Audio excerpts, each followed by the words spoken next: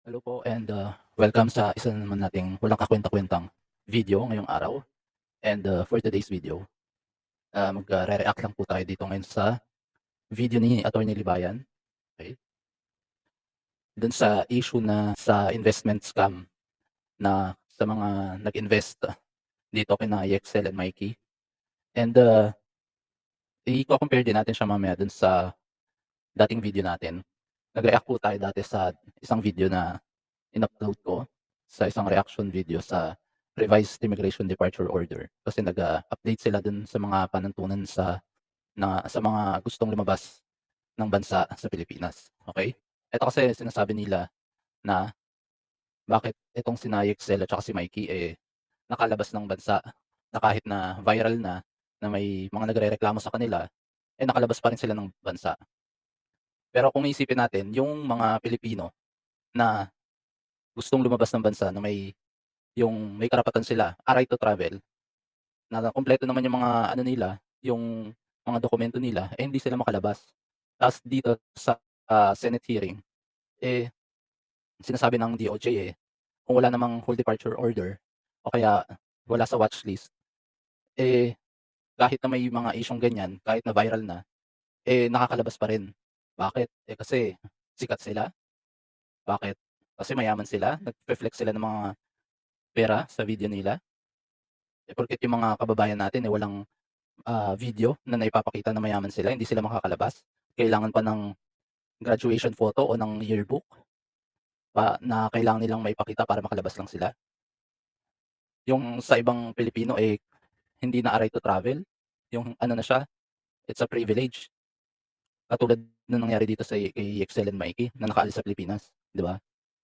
So, eto uusapan lang natin kung yung epekto ng isa sa mga nangyayari kapag pinalabas ka sa Raffy Tulfo in action. Ngayon dito pinag-uusapan ni Attorney Libayan na if ever man na hindi sila napa-Raffy Tulfo in action, tapos file na kaagad sila ng kaso, puwedeng mapigilan kaagad sila na hindi maging sensationalize yung kaso and baka may possibility pa na mag-stay sila sa Pilipinas, 'di ba?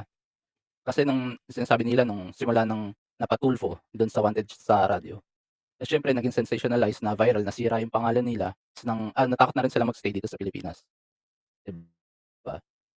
Pakinggan natin yung ano, yung video ni Attorney Libayan. Tinapik natin kanina, yun na naman. Patulfo natin hindi niya kasalanan yan. Pero Oo, hindi niya kasalanan kasi lahat naman ng ginagawa ni Idol nila, ni Idol, tama, pero hindi nila nare-realize yung epekto ng programa niya.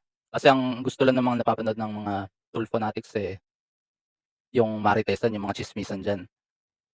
Kasi kahit naman maglabas ng mga yun dun sa episode nila, maglabas sila, oo, ang daming na-scam.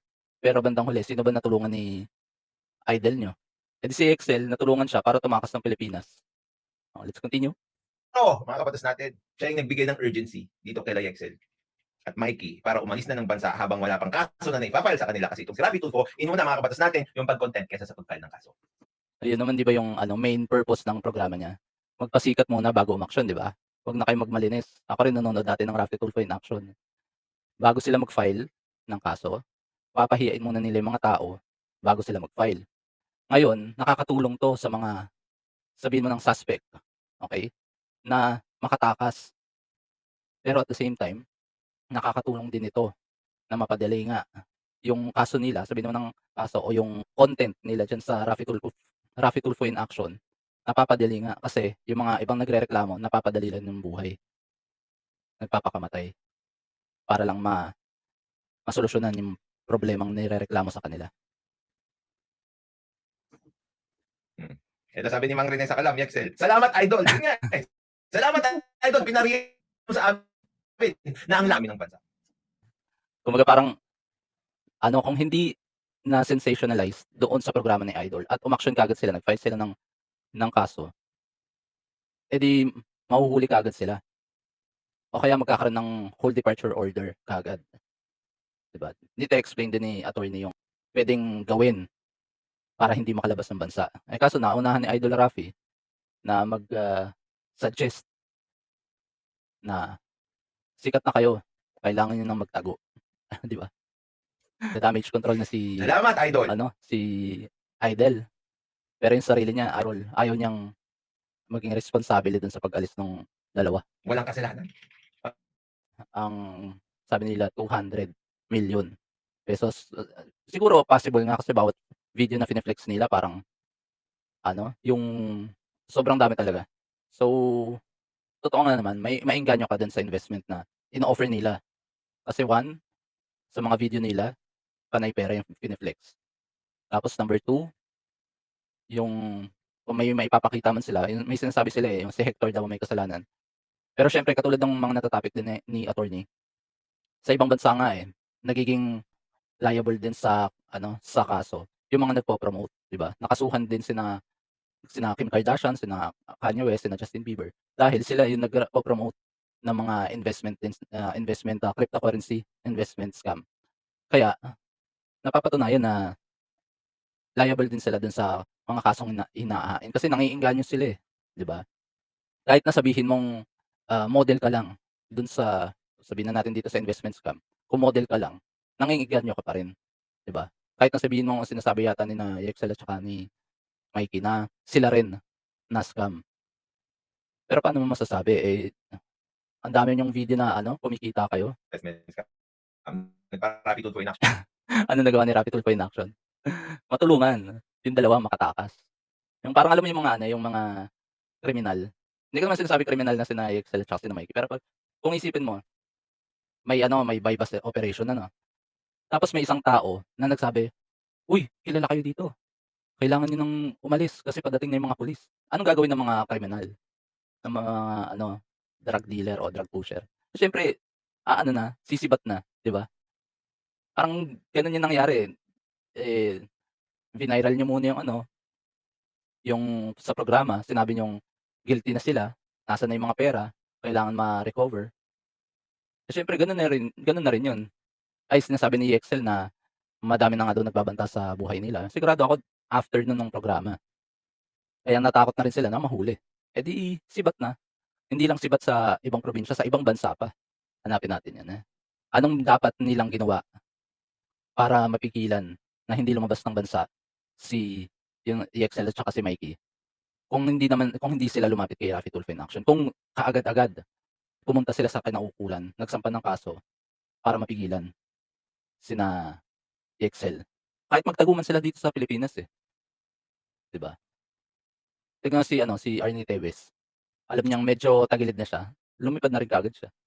Kasi kahit saan siya magtago sa Pilipinas, alam niyang mahahanap at mahahanap siya. Pero sa ngayon si Bantag hinahanap nila, hindi nila mahanap. Kaya parang nagkakaroon ng desperate moves na pati yung mga vlogger gusto nilang kasuhan dahil nakapag-video call sila, na-interview via, video call. Pero hindi pa rin nila mahanap.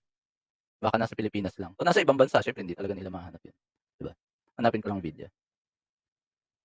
Eto yung statement dun sa Facebook page ni Excel, ayan. Binabasa ni attorney. Tingnan nga natin. At sa Hindi ko alam kung ito'y tumatak.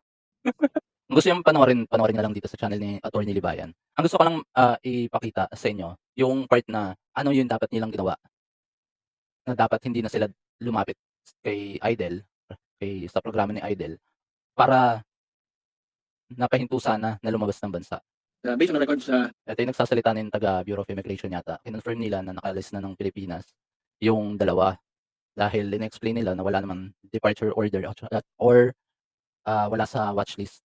Pero sinasabi rin ni attorney na wala naman din magagawa kahit nasa watchlist lang. Importante yung whole departure order na nilalabas ng kung na-i-file yan sa piskal tapos dun ka rin magfa-file ng for departure order.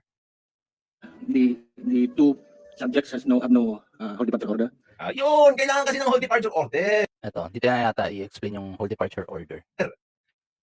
Si Raffy Tulfo, imbis na tulungan yung mga tao, tinulungan at binigyan ng dahilan sina Yexel para umalis. Anong ginawa? At in-endanger yung kanilang mga buhay. Kaya nga 2 to 3 days at least may natulungan, 'di ba? Tumatawa na lang ako kunwari pero hindi talagang tawa yun, naiinis ako mga kabatas natin. Kasi nakaka-disappoint din kasi ang dami rin na-scam, Kung 200 million yung na-scam ng dalawang 'to, parang papasok siya sa large scale estafa, 'di ba? Sobrang dami mo na niloko at saka ang laki na ng perang niloko niyo, tapos nakakatulog ka pa ng mahimbing. 'Yan din yung sinasabi ko na yung parang maraming tao na masasama talaga na pagka gumawa sila ng ano, ng mali, eh, normal na sa kanila 'yun. Alam mo 'yun? And in fact, they have no derogatory record based on our database. They have nothing there. So, anong dahilan kung bakit sila hindi makaalis? Wala. Hmm. Kasi wala naman. Inuna kasi ang views. Importante kasi yung Views nga kasi muna bago nag-file. eh, tignan niyo yung ano, yung kayo na lang pumunta dun sa idol na channel, sa channel ni Idol. Tignan niyo kung ilang milyong views na 'yun. Nasa million views na 'yun. Kumita na si Idol. Plus, natulungan niya pa makatakas, yung dalawa. Tama yun. And the case file should be with the regional trial court. Pero doon ang sinabi ko sa inyo, Sa RTC, Regional Trial Court. kapag foreigner yun, katulad ng si Mikey, foreigner siya. Di ba? Sinasabi ng mga tao, pero hindi ko confirm na. Pero sabi nila, Japanese citizen daw siya, Japanese si Mikey, pero hindi ko alam. Just Kaya dun sila dumiretso sa Japan. in case, Japanese citizen siya, pwede nga ma-issuean ng whole departure order, regardless. Okay, tuloy natin. Department of Justice can also Sabi nga, no, kahit na if ever man na Japanese citizen siya, kung may mga nagreklamo, mai-issuehan pa rin siya kahit na foreigner siya. Siguro ma-apply din sa kahit na hindi kay Excel, sa mga foreigners na nag-commit ng criminal liability sa Pilipinas, kakasuhan mo, pwede kang request ng whole departure order para mapigil siyang makalabas ng bansa at ma madinig yung kaso niya dito sa Pilipinas, 'di ba? Yung ano, yung foreigner pipigilan sa airport para madinig yung kaso niya dito sa Pilipinas, 'di ba? Kahit na foreigner siya, wala siyang eskapo. but there must be But the immigration lookout bulletin does not work like a whole departure order. Kasi parang dalawa yung sinasabi ng Bureau of Immigration, yung whole departure order at saka yung watch list. Department of Justice can also issue an immigration lookout bulletin.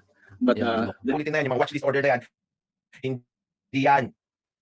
Hindi yan pwedeng pumigil sa isang tao para umalis. Yung parang ano, nagkaroon ng Supreme Court decision yata. Correct me if I'm wrong, yung time na DOJ secretary pa si De Lima, na naglabas siya ng ng parang watch list kay Gloria Macapagal-Arroyo para mapigilan, parang gano'n yata. Tapos sabi ng Supreme Court hindi daw pwede yung mga watch list na yan. Kailangan yung korte ang magsasabi at saka maglalabas ng whole departure order. It's only a whole departure order that can stop a person from leaving the country. Di ba? Imagine niyo, etong mga sinasabi ni attorney, di ba? Sobrang malaking tulong na. Ito yung mga tulong na sinasabi ko, yung kaalaman. Pagka nanonood ka, nagsasalita siya sa issue, pero at the same time, nagtuturo talaga siya ng batas, di ba? filing of the criminal complaint with the prosecutor's office. So, as of now, we have no reason to hold the departure of the two subjects. Yun yung sinasabi kong unfair Kasi yung etong nagsasalita yung Bureau of Immigration, walang dahilan daw para pigilan sila na lumabas ng bansa. Eh anong nangyayari sa mga Pilipino na offload? Na wala rin silang record. Na hindi sila nakakalipad, kumpleto na yung dokumento nila pero hindi sila makalipad, di ba? It's unfair. Kasi kahit na sabihin mong viral na etong issue na to, nakalabas pa rin sila. May mga balita na nangi-scam sila. 'Di ba? Oo, wala pa sa batas 'yun. Kaya nga sinasabi rin ni DOJ Remulla na gumawa kayo ng batas kung gusto niyong magkaroon na mapigilan yung mga tao na kahit na ewan ko kung paano nila ida-draft 'yun, yung gagawan ng batas na kahit na viral. Kasi medyo contrary to law din 'yun, na ano, innocent until proven guilty. Kasi ang nagde-decide lang naman na guilty ka o hindi, yung mga hukuman, 'di ba? Yung mga judge. Pero kung wala pang mga verdict na na convicted ka na sa crime, innocent ka pa rin. Kaya hindi mahirap silang pasa ng batas na papatawan mo kaagad na sila, guilty. Pero sinasabi nga nila dito, yung sinasabi ni DOJ Secretary Remulla na gumawa sila ng batas, pero dun nga nag-a-apply yung innocent until proven guilty. Alam mo yun, yung pagka magdedepende ka lang sa mga bali-balita, kahit na naging viral, innocent pa rin sila. Pero yun nga lang, mapipigilan mo pa rin sila na kahit hindi pa sila na-convict, pwede pa rin silang issuehan ng whole departure order. Inuna kasi ang content. Sige. Ito sa kasi many years ago, I know na yung secretary ng DOJ Gagawa rin tayo ng video dito sa hearing na to. Doon naman sa video ni Attorney Claire na sobrang bait daw dito ni Idol na dito sa hearing ng DOJ. Bakit kaya? Bakit kaya mabait dito si Idol, Raffy sa hearing ng DOJ? Gagawan natin ng isa pang video yung ano yun, okey?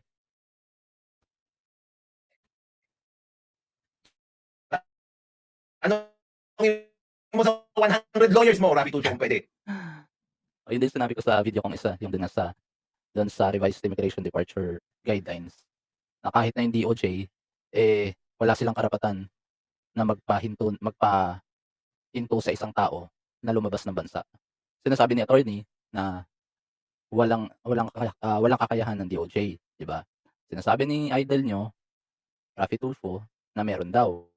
Tapos pagka rumisponde dito si DOJ Secretary Remulla, na isa ring abogado, sasabihin na rin niya na hindi puwede. Yun ilang beses na nga rin ilang beses ko na rin sinasabi na ano, na senador, mambabatas na walang alam sa batas. Alam mo yun, paano ka makakagawa ng batas kung hindi mo alam yung batas na yung fina-file mo, meron na, 'di ba? Maaari po natin panghawakan kayo mga tao. Ayun, 'di ba, kinonfirm niya na wala silang magagawa. Kasi it's a right to travel. Pero sobrang daming Pilipino na hindi makaalis ng bansa kasi hino-hold sila at saka ino-offload sila ng Bureau of Immigration. Ang Bureau of Immigration po ay under ng DOJ. Katulad niyan, sinasabi ng boss nila na hindi sila puwedeng pigilan kasi they have a right to travel.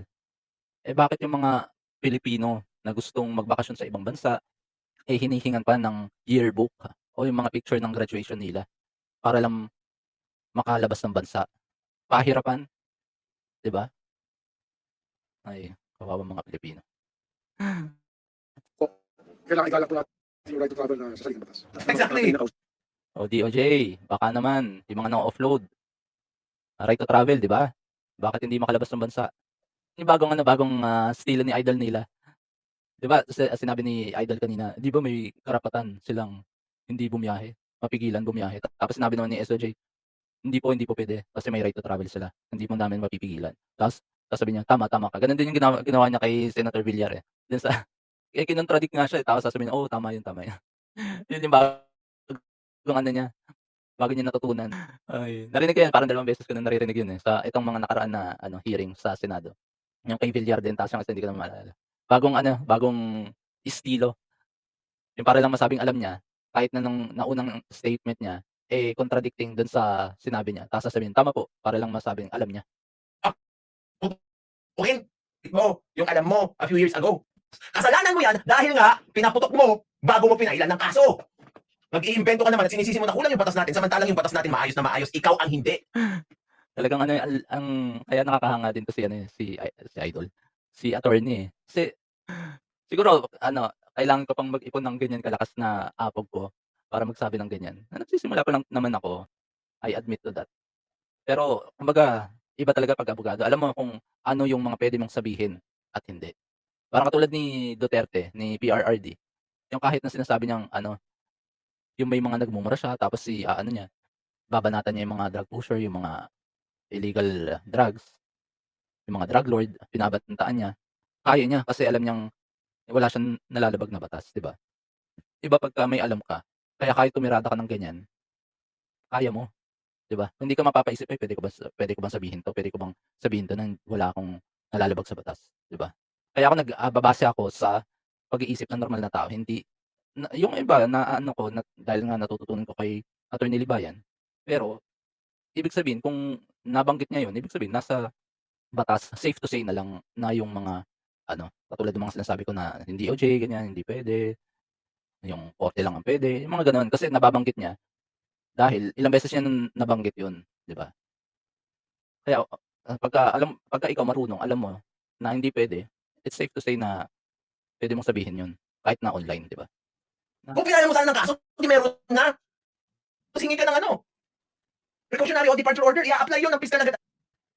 Tignan niyo, yun yung sinasabi kong kung tahimik silang umatake dito kina Yexel at saka kay Mikey, hindi sila viral, hindi sila nagpalaki ng issue sa RTIA. Si Condome, para sa'kin ano, kaya nilang mapa-stay sa Pilipinas. Yung alam mo yun, oo, nagkakaroon na ng mga reklamo sa ano, sa internet. Pero doon peak, doon tumaas yung ano, issue nung nung dumulog sila sa RTIA, eh. Napatibuhay nung pamilya nung dalawang nirereklamo, eh, nadadamay na kaya sila tumakas. Pero kung yung mga nagrereklamo, eh, dumiretso sila na nagkaso ta's nag-request sila ng urgent whole departure order, eh, hanggang ngayon nasa Pilipinas pa dapat siguro yung dalawa. Nag-iimbento ka na naman eh. Ang sinasabi kasi ni Tulfo na matagal, eh. Eh, kung yung sinasabi mong matagal na yun, eh, nung una pa lang nag-request na sila sa piskalya, siguro ngayon nakalabas na yun. Kung hindi ka pabida sa programa mo na ilabas yung istorya ng ano, investment scam, dapat ngayon nakalabas na yun na tapos nandidito pa rin sila, hindi sila naalarma na umalis ng bansa na dapat siguro hanggang ngayon nandidito pa sila sa Pilipinas at na-block sila from leaving the country, 'di ba? Ganyan talaga yung pag-iisip, eh, pagka alam mo matagal yung ano, pagfi-file tapos magre-request ka. Wala, kawawang Pilipinas. Ang dami ng scammer na aalis kaagad sa bansa pagkatapos makakulimbat ng milyon-milyon na salapi. Kasi first hand experience niya yun kaya kaya niyang sabihin yung na hindi matagal mag-file ng whole departure order, 'di ba? Kung first hand si attorney, testigo na, madali lang makakuha nun kung yung mga nagrereklamong yun, eh, dumiretso kaagad sa korte at nag-file ng kaso, 'di ba? Isang video rin si attorney, eh, nung kino-content niya yung dun naman nandoon sila sa Raffy Tulfo in Action. Sinasabi niya, eh, hindi ka kasi nanonood ng batas natin, eh, kaya naloko kayo in the first place. And kung nanonood ka ng batas natin, dapat alam mo na dapat hindi ka pumunta diyan sa RTIA at dumiretso ka na at mag-file ng kaso, 'di ba? So, yun lang po. Kumbaga iba talaga yung may alam. Katulad ng sinasabi ni Attorney Claire, eh, huwag niyong tulugan yung karapatan niyo. Eh, kaso tinulugan nila yung karapatan nila, humingi sila ng tulong kay Idol Raffy. Bandang huli, sino natulungan? Yung mga ano, suspect. Eto na lang last, may ano, sinasabi nila kung bakit niya tinulungan yung dalawang suspect. Eto na lang last, sinasabi nila, bakit natulungan ni Idol Raffy yung dalawa tumakas papuntang ibang bansa? Bakit kaya? Eto yung post ni Yexel 2020. Ikaw kung tatanungin, anong gusto natin tada! Ayun, BFF. Magkakilala. Oh my God! Ayun po, nasa programa pa, yun pa yung bike ni Idol, nakapunta, pa-picture. Oo, pero 'wag tayong judgemental, hindi naman ibig sabihin na nakapagpa-picture sila, eh, BFF sila, 'di ba? Parang yung nangyari dito sa ano, nagkaroon din ng issue na yung Consulate General dito sa Milan, eh, nakapagpa-picture dun sa nirereklamong scammer daw na Alpha SRL, eh. Kaya sinasabi nila na ano, hindi sila matutulungan, pero picture lang yun. Ano ba kayo? Hindi ibig sabihin nakapagpa-picture, eh, BFF na sila, 'di ba? So, yun lamang po at, sana lagi din sinasabi ni Attorney Libayan, katulad niyan sa mga investment scam, if it's too good to be true, well, it's not true. Kung ino-offeran ka ng kita na walang ginagawa, scam yun, okey? Maging mapagmatyag, okey? Scam yun. Okey, well hanggang dito na lamang po tayo and, please paki-follow po ako sa Facebook page ko and, paki-subscribe na rin po ako sa YouTube channel ko kung may time kayo and, sana nag-enjoy kayo sa walang kakuwenta-kuwentang video natin ngayong araw, okey? Hanggang dito na lamang po. Salamat po sa lahat ng sumubaybay and, hanggang sa susunod, okey? Ciao, ciao.